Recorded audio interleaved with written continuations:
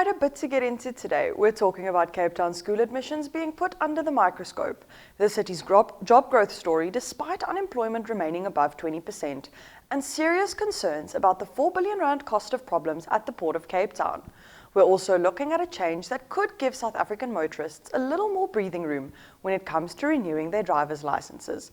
Then we go into social buzz, Sea-Point scooters are getting a speed limit, and Rassie Erasmus says he's not bothered if some South Africans are backing the All Blacks. And later we're heading into Kaapstad for a deep dive into one of rugby's greatest rivalries, the Springboks and the All Blacks. So, let's get into it.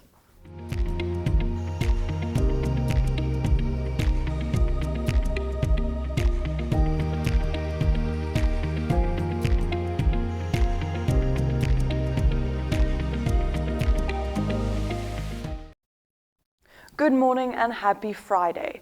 Let's start with something that's probably giving a lot of parents a headache right now. Getting your child into a good school in Cape Town can already be stressful enough. But now the admission rules themselves are facing serious scrutiny.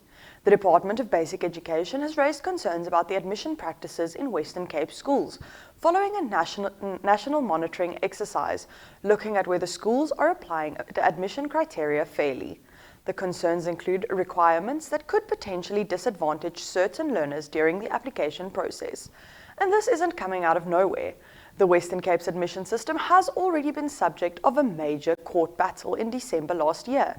The Western Cape High Court found aspects of the province's admission system unfairly discriminatory against black and marginalized learners. The court specifically found that unequal access to admissions process itself can amount to discrimination. And that's important because we're not just talking about which school a child gets into. We're talking about whether a child gets placed at all and how long they might have to wait. The Western Cape Education Department has previously faced pressure over late placements, with thousands of applications having to be processed during periods of high demands. And the pressure isn't only around grade 1 and grade 8. Parents also have to navigate transfers between schools, which the province processes through its online admission system.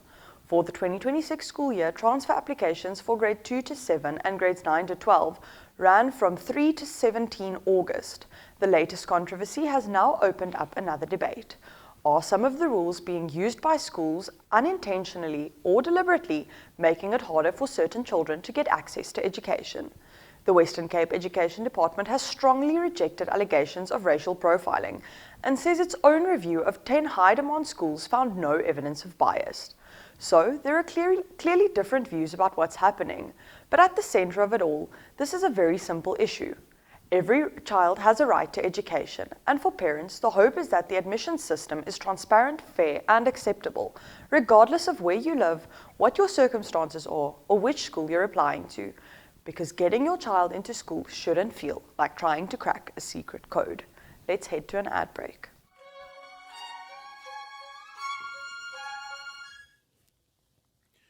From the heart of the continent to its farthest horizons, Africa awakens with stories that shape our world. This is Africa Good Morning, your window into the pulse of a dynamic continent. I'm Ashwin Berry, here to deliver the latest news, sharp insights, and the vibrant spirit of Africa. Every weekday, we dive into the headlines, uncover untold stories, and spotlight the people driving change.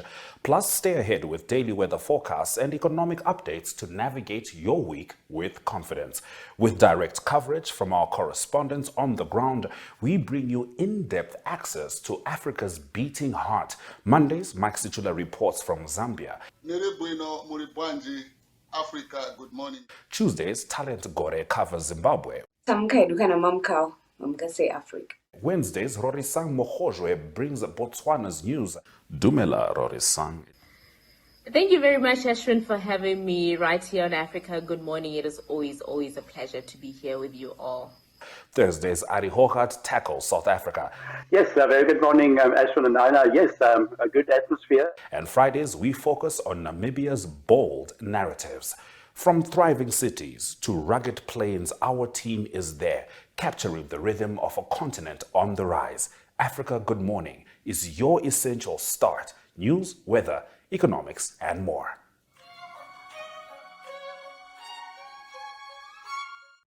Now, from education to the economy. Cape Town has been doing something pretty impressive when it comes to job creation.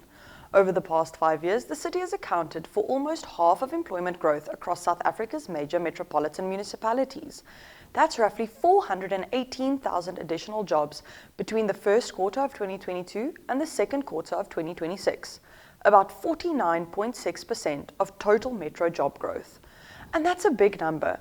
But there's another number we need to talk about, because despite that growth, Cape Town's unemployment rate is still sitting at above 20%. The latest figures put the metro's unemployment rate at around 21.9%, meaning more than 1 in 5 people in the city's labour force who want to work are still unemployed. So how do we make sense of these two things happening at the same time? Well, a city can create a lot of jobs and still have high unemployment. That's because Cape Town's working age population is also growing, and more people are entering or looking for work. So, even when thousands of jobs are added, there can still be a large number of people who haven't found employment. And there's another important distinction. The city has previously celebrated a significant increase in employment, but the latest figures show that the job market remains under pressure. So the story isn't simply Cape Town is creating jobs, problem solved. It's more like Cape Town is creating jobs, but not yet enough jobs for everyone who needs one. And that's particularly important for young people, because getting your first job can be one of the biggest barriers to entering the economy in the first place. The city says its focus remains on growing sectors such as tourism, investment, infrastructure, and business development. But ultimately, the question is whether that economic growth translates into opportunities that are accessible to people who live here. So yes, 418,000 jobs is pretty impressive, but with unemployment still above 20%, there's a lot more work to do. Now, let's talk about something that might sound like a problem for the people working at the harbour, but actually affects farmers, exporters, businesses, and potentially all of us. Problems at the Port of Cape Town resulted in an estimated R4 billion loss in fresh produce during the previous export season, and growers are now being warned that the same thing could happen if the port's problems aren't addressed quickly. Think about what that means. Fresh fruit has a limited shelf life. So if containers are sitting around because of equipment failures, labour shortages, or delays at the port, farmers can't simply wait indefinitely. The produce can obviously spoil. And once that happens, the loss isn't just to the farmer. It affects exporters, transport companies, workers, and South Africa's reputation as a reliable supplier to international markets. The fruit industry has already reported significant losses linked to operational problems at the port, including fruit being rerouted to other ports at additional cost. And now the government is trying to prevent another crisis. Some of the measures announced include 14 new crane grabbers, temporary labour transfers from Durban and PE, and plans to bring a private terminal operator into the system. There are also plans to proactively divert some fruit cargo to other South African ports during the busiest periods. But that comes with its own problem. If you're a farmer in the Western Cape, sending your produce all the way to Durban or PE means additional transport costs, and that's money coming straight off the bottom line. So the warning from the agricultural sector is basically we can't afford another season of port failures. The Cape Town port has also been undergoing upgrades, with billions of rands being invested in improving its performance. But the real test is whether those improvements actually translate into something tangible and more reliable. Because when you're exporting something like fruit, a delay isn't just an inconvenience. Sometimes it's the difference between making a sale and watching millions of rands of product go to waste. Let's head to an ad break.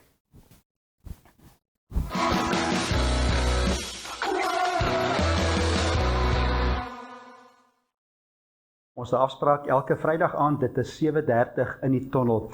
Lekkerte van in die tonnel is ons gesels met die sportman en die sportvroue wat op die sportveld opstap en opdraf.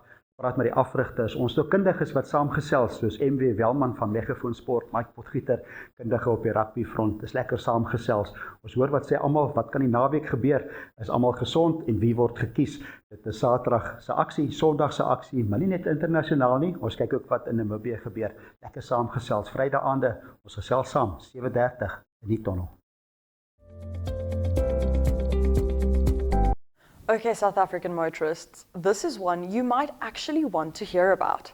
Cabinet has approved a change that could mean your ordinary driving license card is valid for 10 years instead of 5. That effectively gives motorists an extra 5 years before they need to renew. The change applies to light motor vehicle and motorcycle licenses categories A, A1, B, and EB. Heavy commercial vehicles and public transport vehicles aren't included in the change, and professional driving permits will also keep their existing renewal periods. So, if you're driving an ordinary passenger vehicle, you could eventually be renewing your license half as often. And there's a reason government wants to make this change.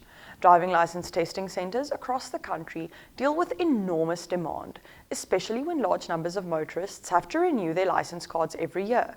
By extending the validity period, government hopes to reduce pressure on those centres and allow them to focus on more higher risk categories. But then this is important. You don't get the 10-year license just yet. The Western Cape government has specifically reminded motorists that the law still needs to be amended before the new 10-year validity period actually comes into effect. Until then, the existing 5-year system remains in place. So don't look at your license card and suddenly decide you've got another 5 years. Not yet. Government still needs to complete the legal process and provide clarity on the implementing date. But if everything goes ahead, one renewal every 10 years, honestly, we'll take it. Let's head over to Social Buzz.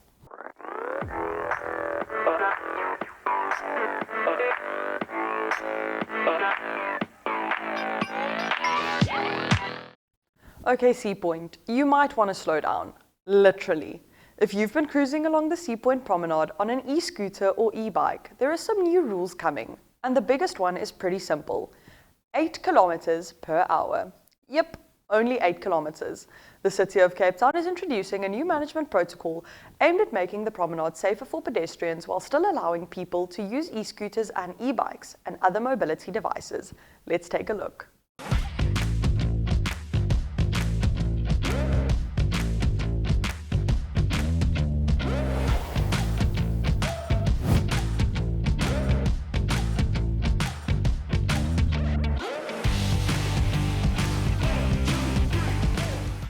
Need a new adventure with friends in Cape Town? Try cruising on e-scooters along Sea Point.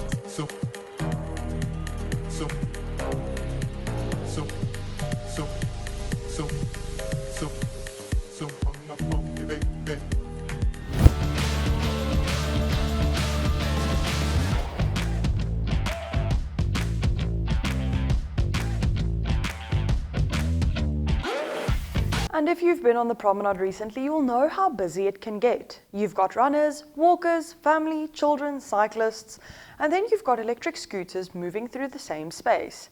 The city says concerns have grown around speeding, reckless riding, and conflicts between pedestrians and riders. So the new protocol is putting some proper rules in place. Riders will be limited to 8 kilometers per hour in shared pedestrian areas. Pedestrians will have the right of way at all times. There will be no racing, weaving through, crowds or reckless riding or riding on grassed areas will also be prohibited, and riders may have to dismount at identified congestion points. There will also be restrictions around oversized and high-powered devices, as well as requirements for commercial rental operators. And the city is looking at operating hour and event-specific controls too. The city says signage explaining the new rules is expected to be installed by the end of August, with formal compliance processes for rental operators starting from September. And honestly, I think we can all agree that there's a pretty big difference between casually cruising along the promenade and absolutely flying past a family at 30 kilometers an hour. So Sea Point, do you think these rules are fair? Should scooters and e-bikes be allowed with stricter controls? Or should the promenade just be pedestrian only? Because at 8 kilometers per hour, a lot of you are going to have to learn what patience look like. Okay, Bok fans, this one might surprise you. With the Springboks and All Blacks about to go head-to-head in rugby's greatest rivalry, you'd probably expect every South African to be firmly behind the Boks. But apparently, Rassie Erasmus isn't too bothered if you're not. Let's take a look. When I grew up, we watched the Cavalier series and the Flower Bombs, and we only watched test matches because there wasn't other international test matches. Me growing up as who I am, that was the games where you knew the Mary Meksteads and Dinzan Brooks and those guys, and they were our heroes as well. You know, Donnie Gerber was my hero, but also I wanted to play like Mary Mekstead, also like Rob Lowe. So, you know, I think it's if I take in our team, some of our coaches support Liverpool, some support Manchester United, I think we should allow that, man. And as long as it doesn't become ugly things where we start being really personal with one another about it. And I totally understand there's some political reasons why some people are supporting the All Blacks. Some people are supporting him because the style of play they play. But for us, it's just more spicing it up, And for us, it's just like, look at what happened in Cape Town. And, they've got massive support. But it's been like that since I grew up, since my first test match against them, my last test match against them, it's been in South Africa. So on the other side, we didn't have as much support in South Africa a few years back. And I think we've grown from 5-6 million to 16 million avid supporters. So we've also grown in that. And I think games like this makes people want to watch rugby more, because who knows who's going to win on Saturday? Nobody can tell. Nobody knows who's definitely going to win. So no, personally, there's no problem with people supporting the All Blacks. If we can't win them over with the way we play and the way we carry our team and we put our country first, if that's the reason, or they just like their style of play, or they really look back into the history of what New Zealand has meant for them or for their fathers and so on, who are we to tell them they can't? So we're all good. Rassie has addressed the fact that some South Africans actually support New Zealand when the two teams meet. And his attitude is basically, that's okay. He says he understands that people have their own reasons for supporting the All Blacks, including historical and political reasons. And honestly, considering the complicated history between South Africa and New Zealand and rugby, it's not necessarily as simple as saying, you're South African, so you have to support the Springboks.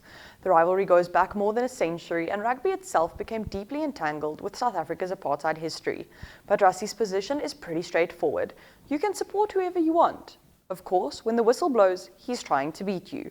The first test of this year's Rugby's Greatest Rivalry series takes place at Ellis Park on Saturday, 22 August, before the second test comes to DHL Stadium in Cape Town on 29 August. And this isn't just another two-test series. The new Rugby's Greatest Rivalry format includes an eight-match tour, with the All Blacks facing the Stormers, Sharks, Bulls and Lions before the four-test series against the Springboks. So, whether you're sporting the green and gold or secretly pulling for the boys in black, Rassie isn't losing sleep over it. But let's be honest, if you're a South African and you're cheering for the All Blacks on Saturday, we're definitely going to be watching you. So I want to know, are you 100% Bokke, or are you one of those South Africans backing the All Blacks? Let's head over to Kaappraat.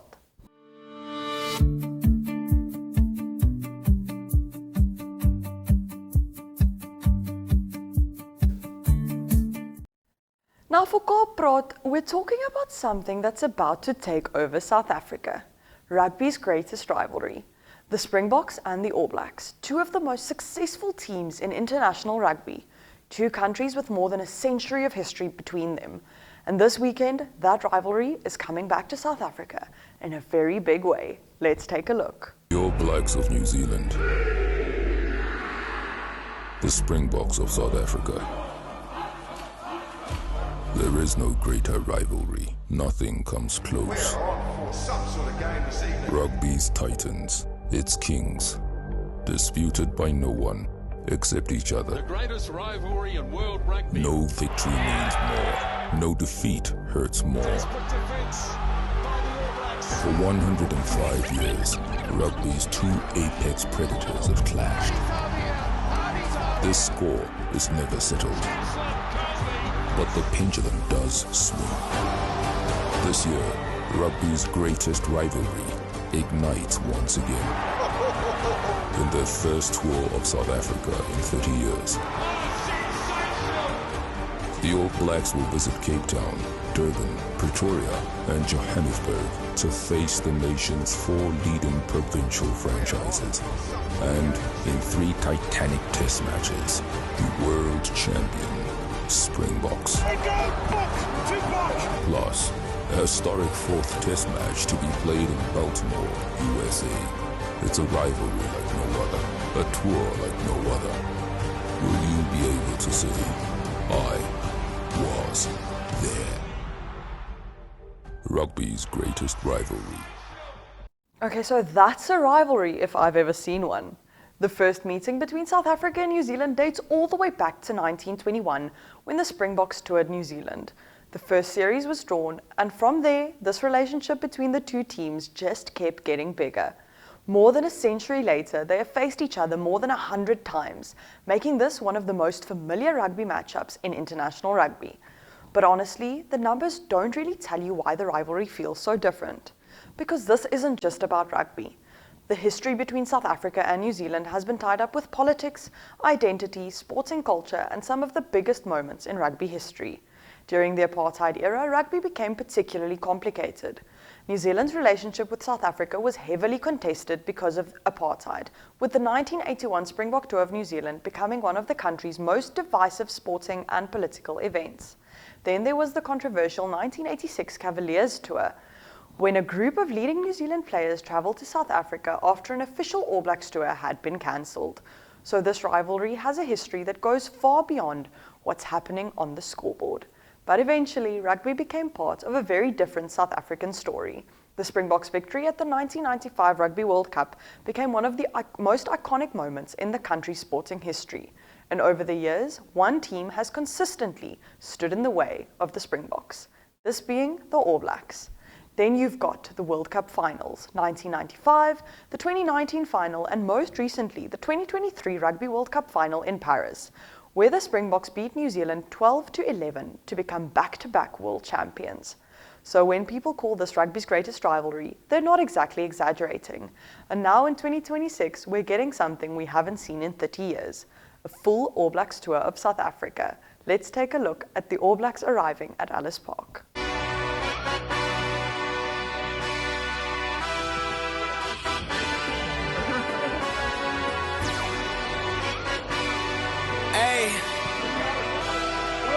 This isn't simply 4 tests between 2 national teams. The All Blacks are also taking on some of South Africa's biggest franchises, the Stormers, Sharks, Bulls and Lions, before the 4-test battle against the Springboks. And that's what makes this new format so exciting. The rugby's greatest rivalry tour is being presented as a new 8-match touring series designed to take this historic rivalry into a new era. And the final test is going somewhere we've never seen before. Baltimore, Maryland. Yep, the 4th and final test will take place in the United States, taking the Springboks and All Blacks rivalry to a completely new audience. The first test is Saturday, 22 August at Ellis Park in Johannesburg. Then the rivalry comes to Cape Town on 29 August with the second test at DHL Stadium. And from there, the series continues before the final showdown in Baltimore. But let's talk about what's happening right now. The All Blacks have already faced some of South Africa's biggest teams on this tour. They beat the Stormers 38-21, they then beat the Sharks 54-0, and they followed that with a 50-19 win over the Bulls. So they're definitely not arriving here just to admire the scenery. And then you've got the Springboks, back-to-back World Cup champions, one of the most dominant teams in international rugby, and heading into this rivalry, the pressure is obviously enormous. Let's take a look at the Springboks training. Are you coming to the tree? They strung up a man, they say we're running free. Strange things that happened here, stranger would it be? We met at midnight. Because when these 2 teams play, it doesn't really matter what happened last week. It doesn't matter who's ranked where, and it doesn't matter who won all their previous matches. It's Boks versus All Blacks, and that's what makes it special. It's the physicality, the tactical battle, the pressure, the kicking, the breakdowns, the aerial contest, and sometimes one tiny moment can decide an entire match. And then there are the players. You've got legends who have built their careers around this rivalry, and you've got a new generation of players now getting the opportunity to write their own chapter. And if you've seen Rassie Erasmus talking about the series, you'll know he's already been asked about everything from the style of play to whether South Africans are supporting New Zealand. And Rassie's answer basically, support whoever you want, but I'm pretty sure he'd prefer you be sporting the green and gold. And that's the beauty of sport. You can argue with your friends, you can support different teams, you can talk trash, you can change your profile picture, you can even pretend you understand every rugby rule when you absolutely don't. But when the whistle blows, we're all watching. Let's take a look. Blacks up against Springboks, number 1 in the world against number 2 in the world. World champions against last World Cup's runners-up. Springboks and the All Blacks at Eden Park, where we know New Zealand haven't lost since 1994. They haven't lost there to South Africa since 1937. Is that hoodoo in danger of ending? Human beings in a mind. What's a mind to a king?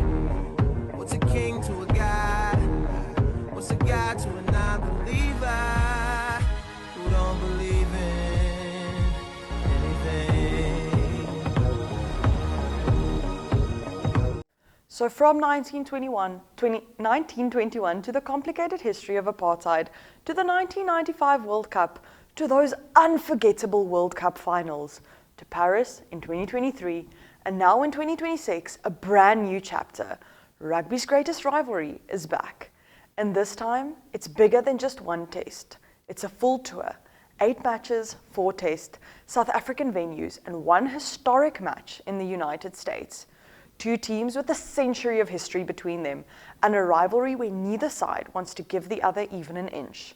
So before we wrap this one up, I have to ask you, who are you backing? Are you going full green and gold for the Bokke, or are you secretly backing the All Blacks? Because Saturday is coming, and when that whistle blows at Ellis Park, all the history goes out the window. It's just South Africa versus New Zealand, rugby's greatest rivalry. And I don't know about you, but I can't wait. But for now, that's a wrap on today's group chat.